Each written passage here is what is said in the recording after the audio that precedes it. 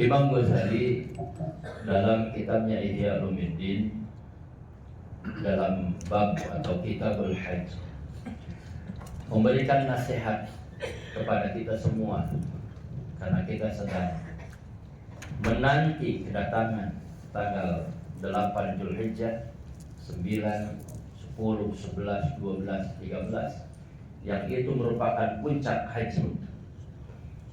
Ada hal-hal yang mesti kita perhatikan. Yang pertama, kata Imam Ghazali, Hujjatul Islam, niyatuka antakuna niyatuka khalisatan lillahi ta'ala. Bagi kita jamaah haji yang sedang menanti kedatangan puncak haji, saya atas nama pemimpin ibadah kloter sejatinya menasihati diri saya bahwa yuk perbaharui niat kita betul-betul ikhlas karena Allah, khalisatan lillah. Itu yang pertama. Ikhlas karena Allah adalah semua amalan kita disandarkan kepada Allah. Apapun yang terjadi itu adalah semata-mata atas takdir Allah. Kita hanyalah menjalani. Kita hanya punya kewajiban ikhtiar. Memilih, ikhtiar itu memilih. Memilih jalan terbaik apa yang harus kita lakukan dalam menjalani proses ibadah ini. Atau dalam kata lain berikhtiar. Jangan mentang-mentang menjalani takdir Allah, biar saja saya nggak usah proaktif, sehingga tidak makan atau mengabaikan hal-hal lain yang sifatnya dengan asbab itu kita akan menjadikan sebuah madarat. Contoh misalnya itu tadi yang pertama, nggak usah makan, dak hakikatna mahnu mengenyangkan mah lain makan, tapi Allah nggak bisa begitu, karena dengan syariat makan kita akan mendapatkan energi. Maka niatkanlah makan yang kita lakukan bismillah, niat ibadah untuk menambah energi supaya kita bisa beribadah. Karena ibadah haji ini adalah ibadah fisik. Saat ini cuaca di luar berbeda dengan cuaca saat kita berada di Indonesia. Maka di antara upaya yang mesti perhatikan adalah memperhatikan kesehatan. Saat keluar kita dibekali di embarkasi dengan APD. Ya. Apa APD itu? Alat pelindung diri, ada masker, ya. Kemudian ada hand sanitizer, kemudian ada molak krim, ya. Itu sengaja dipersiapkan oleh pemerintah kita untuk menjadikan diri kita dilindungi dari hal-hal yang akan menyebabkan diri kita menjadi sakit. Gitu ya. Jadi kalau keluar pakai masker, gitu.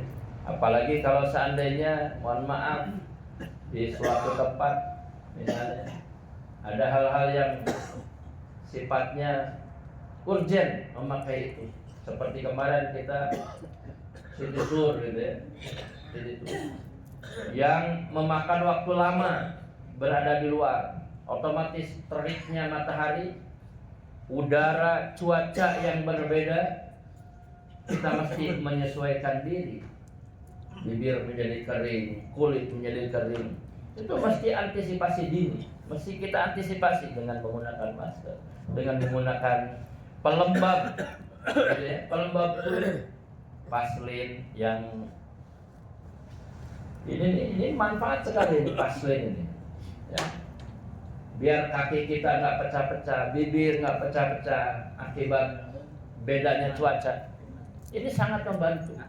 Gitu. Walaupun pada hakikatnya namanya kesehatan itu ini adalah Allah yang menentukan, ikhtiar.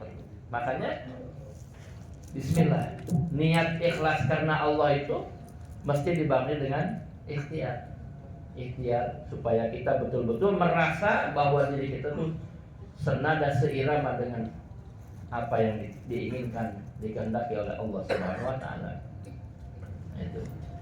Itu yang pertama ya. Ikhlas karena Allah. Apapun yang terjadi kita ikhlaskan karena Allah. Itu. Bahkan dalam satu hadis mengatakan, siapa orang yang paling kaya? Siapa orang yang paling kaya? Itu. Orang yang paling kaya itu bukanlah orang yang paling banyak hartanya, tapi irda bima qasamallahu laka takun agnan nas. Ridha terhadap pemberian Allah, terhadap apa-apa yang telah Allah takdirkan pada kita, maka jadilah kau orang yang paling kaya. Itu orang yang paling kaya di hadapan Allah. Itu yang pertama. Yang kedua, wa ayyakuna a'maluka muwafaqatan li sunnati Nabi sallallahu alaihi wasallam. Yang kedua, mestilah amalan kita sesuai dengan apa yang disyariatkan oleh baginda Rasulullah sallallahu alaihi wasallam. Ini penting. Evaluasi kita kemarin waktu umroh, apakah ada kekurangan? Jangan sampai nanti pada puncak haji kekurangan itu dilakukan lagi. Contoh misalnya kita melanggar larangan ihram, semestinya nggak boleh pakai sepatu, kita pakai sepatu. Semestinya nggak pakai kaos, kita malah pakai kaos. Semestinya nggak pakai wangi-wangian, kita pakai wangi-wangian. Mandi pakai sabun sebelum selesai tahallul. Oke, yang sudah biarlah berlalu karena tidak akan kembali lagi. Tinggal bagaimana memperbaiki diri kita. Kemarin alhamdulillah ada yang lapor ke saya pakai kaos, mandi pakai sabun, ya tinggal bayar dam saja. Di antaranya adalah damnya dam tahyir. Ya, pertama tentunya dibarengi dengan istighfar karena kita melanggar. Itu dam tahyir dengan membayar 6 orang fakir miskin, 1 orang fakir miskinnya minimal 50.000. Dia makan dalam satu hari itu 50.000 cukup nggak? Ya, cukup lah. Ukuran 50.000 uang kita atau 10 rial, berarti 60 rial. Kita ngasih itu ke 6 orang fakir miskin. Ya, 10, 6 orang. Insya Allah, Allah Maha mengampuni, Allah Maha menyayangi. Insya Allah ibadah kita sempurna. Nah, tetapi nanti pada saat Armuzna mesti diperhatikan muharramatul ihram, larangan-larangan ihram itu. Apalagi nanti kita akan lebih berat lagi untuk menjaga muharramatul ihram. Kurang lebih 5 hari bahkan 6 hari. Dari mulai tanggal 8 kita sudah pakai kain ihram. Ya. Dari mulai tanggal 8 kita sudah pakai kain ihram. Berangkat kita ke Arafah. Wukuf di Arafah tanggal 9, malam 10-nya kita diberangkatkan ke Muzdalifah. Masih pakai ihram. Tanggal 10-nya kita pakai kain ihram menuju ke Jumrah Aqabah. Pulang dari Jumrah Aqabah alhamdulillah sudah bisa tahallul awal. Yang tadinya pakai kain ihram sudah boleh pakai sarung, sudah boleh pakai peci, sudah boleh pakai gamis. Tetapi muharramatul ihramnya tetap masih berjalan. Kalau tadi 2 hari 8, 9, 10 muharramatul ihramnya nggak boleh pakai kaos bagi bapak-bapak, ibu-ibu nggak boleh kelihatan aurat, nggak boleh potong kuku, nggak boleh pakai wangi-wangian, gitu ya. Dan ini hikmahnya besar ini Pak. Ini masalah cuaca di Saudi kita mesti bersyukur. Pakaian kita walaupun sudah 3 hari dipakai, itu lagi. Anehnya, ini hikmahnya besar banget. Nggak bau. Ya, coba kalau di Indonesia baru setengah hari saja keringetan. Ya, ini ajaib ini tanah suci ini. Itu. Maka saya juga terkadang berpikir, ya Allah, ini bawa baju banyak banget gitu ya. Di koper sampai metek, sampai padat gitu koper kita dengan bawaan baju. Ternyata nyampe sini nggak kepake semua. Gitu. Nah itu mesti sesuai. A'maluka muwafaqatan li sunnatin Nabi. Gitu ya. Kalau seandainya ada hal-hal yang ragu, Ustaz, ini saya melakukan ini gimana? Tanyakan, jangan sungkan. Karena ini menjadi tanggung jawab saya. Secara tugas saya adalah TPI, Tim Pembimbing Ibadah Haji Indonesia. Nah, tetapi jangan juga hal-hal yang bersifat furu'iyah ini bersifat perbedaan pendapat menjadi jidal. Menurut pendapat saya ini yang paling benar. Menyalahkan pendapat lain yang memang itu juga ada sumbernya. Ini nggak boleh, ya, nggak boleh. Jadi, jangan saklek dalam hal fikih, karena fikih itu sifatnya furu'iyah. Yang sifatnya furu'iyah ini jangan saklek. Merasa diri paling benar, amalan saya yang terbaik, amalan saya yang paling benar, itu nggak baik. Itu. Maka silahkan komunikasikan dengan saya. Bagi yang ingin lebih mempelajari lebih dalam, saya sebetulnya menulis buku, menulis buku tentang manasik. Ini alhamdulillah kemarin waktu di embarkasi sebagian sudah dibagikan. Nah itu yang kedua. Kemudian yang ketiga, nah ini penting nih yang ketiga. Jarang orang bisa melakukan yang ketiga. Ini Imam Ghazali ini hebat.